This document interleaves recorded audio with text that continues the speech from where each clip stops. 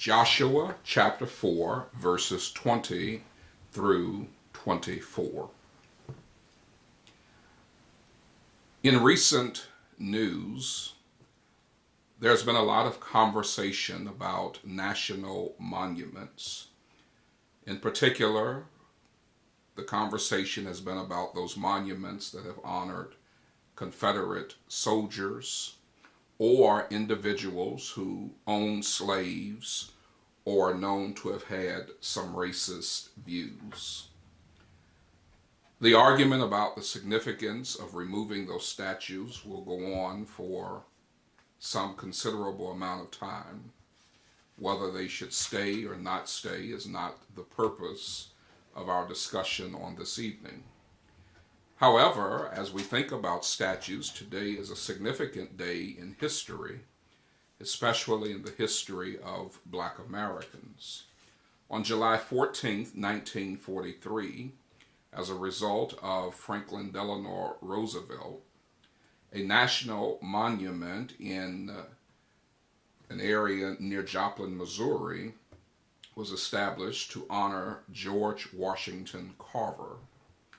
This is significant for two reasons. Number one, George Washington Carver is the first Black person to be honored in a national monument, and he is also the first honored individual who was not a president.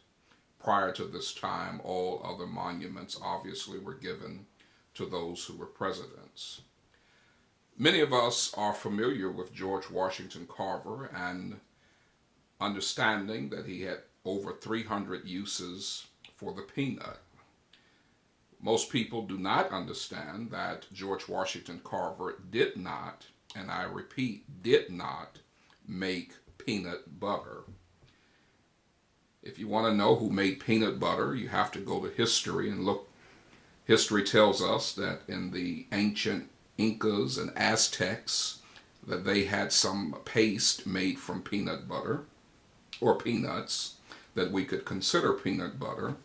In modern history, you would probably look to Marcellus Gilmore Edson of Canada, or to Dr. John Harvey Kellogg, or to Dr. Ambrose Straub, who were known to have created something similar to what we would call peanut butter. But as it relates to Mr. George Washington Carver, he did create over 300 uses of not only the peanut, but he found a number of uses for soybeans, for pecans, for sweet potatoes. And interestingly about him, he refused a job paying about $100,000 a year, or what would be equivalent to about $1 million in our time, from Mr. Thomas Edison. Mr. Edison saw his skill, his talents, his abilities, and asked Mr. Carver to work for him. And Mr. Carver refused to work for Mr. Thomas Edison at even such a great, handsome salary, because he felt that Mr. Edison would want to take all of the inventions and make money off of them, whereas Mr. Carver only patented 3 of his inventions. His position was that this was a gift from God, and how could he profit from that gift? And so he saw it as a benefit to humanity. What a great man in the person of George Washington Carver.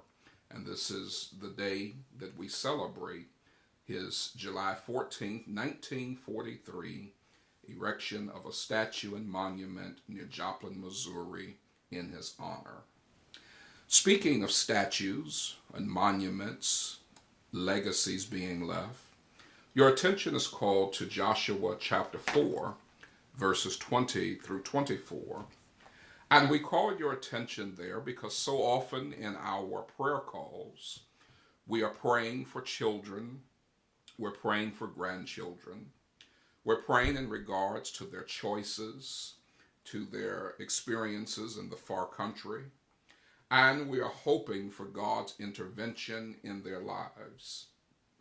Certainly, we understand that parents have done the very best that they could do, and children grow up to be influenced by the enticements of this world and are subject to fleshly desires just the same as the rest of humanity. There are some things that we can do with our children and or grandchildren that can help to perhaps carve out a better future for those who are coming along. In Joshua chapter 4, the people of God were getting ready to go into the promised land.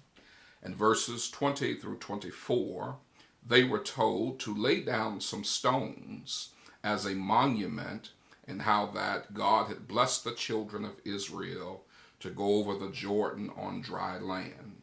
It was understood that their children would one day ask the question, what are these stones for? And the reply was that it would be a monument or a testimony to what God had allowed them to do. Why would God insist on such a monument? Why would this statue, or those 12 statues in this case, be important? Because just as we behold George Washington Carver or other individuals who have monuments or statues erected in their honor, there is something they've done, something significant in their life that is deemed important enough that those in the future need not forget. As a result, we consider this passage of Scripture as we talk about how to make sure that we build monuments to God with regards to our children and our grandchildren. Let me suggest to you that you need not go to Joplin, Missouri, or get a presidential endorsement to make a statue to God. Neither are you being encouraged to erect a physical statue in the sense of what we understand a monument to be. But there are three types of monuments that you can make that will certainly help to make sure that those coming after you will have some semblance of who God is. Number one, we need a talking monument. And what I mean by a talking monument is think about the things that you say in your household. How much can God be heard coming from your lips to those who are coming after you? Do we talk about God at home, or do we just wait and go to church and only talk about Him there? How much are we talking about God versus how much are we talking about those folk at the church, the preacher, the members, all of the individuals, all of the experiences?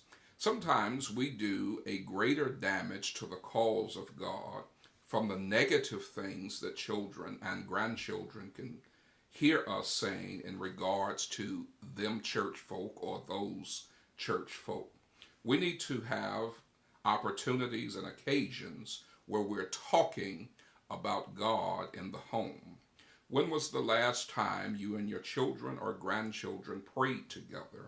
When was the last time you had a discussion about what they understand or don't understand from the Sunday sermon?